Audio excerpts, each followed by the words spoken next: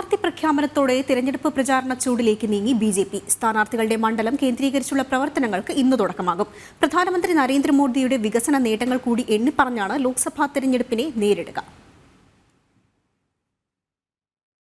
2024 ലോക്സഭാ തെരഞ്ഞെടുപ്പ് തീയതി പ്രഖ്യാപിക്കും മുൻപേ തെരഞ്ഞെടുപ്പ് ഗോധയിലേക്ക് NDA ഇറങ്ങിക്കഴിഞ്ഞു.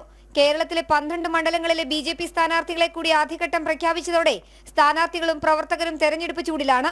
തിരുവനന്തപുരം ജില്ലയിൽ 2 കേന്ദ്രമന്ത്രിമാരാണ് തെരഞ്ഞെടുപ്പ് ഗോധയിലുള്ളത്. തിരുവനന്തപുരം ലോക്സഭാ മണ്ഡലത്തിൽ രാജീവ് ചന്ദ്രശേഖറും ആറ്റിങ്ങലിൽ കേന്ദ്രമന്ത്രി വി മുരളീധരനും ജനവിധി തേടും. ഇരുവർക്കുമായി പ്രചരണവും ആരംഭിച്ചു കഴിഞ്ഞു.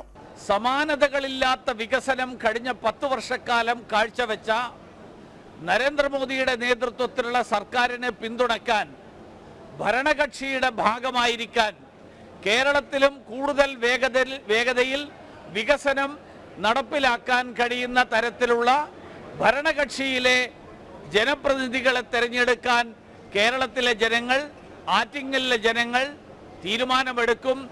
അത് വിവേകപൂർവം അവരുടെ വോട്ടവകാശം വിനിയോഗിക്കും എന്നുള്ള പ്രതീക്ഷയാണ് എനിക്കുള്ളത്. പത്തനംതിട്ട അനിൽ കെ ആന്റണി, ആലപ്പുഴയിൽ അപ്രതീക്ഷിത സ്ഥാനാർത്ഥിയായി ശോഭാ സുരേന്ദ്രനും എത്തും.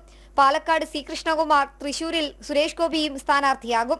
Kozhikode MD Ramesh, Malappuram doctor Abdul Salam, Ponnani Nivedita Subramanian, Vadakara Prabul Krishnan, Kasaragod ML Ashwini, Kannur C Raghunath എന്നിവരുൾപ്പെടെ 12 മണ്ഡലങ്ങളിലാണ് സ്ഥാനാർത്ഥികളെ പ്രഖ്യാപിച്ചത്. പ്രധാനമന്ത്രി നരേന്ദ്രമോദിയുടെ വികസന നേട്ടങ്ങളും കേരളത്തിലെ ഇടതു വലതു മുന്നണികളുടെ അഴിമതിയും കെടുകാര്യസ്ഥതയും തെരഞ്ഞെടുപ്പിൽ ചർച്ചയാകും.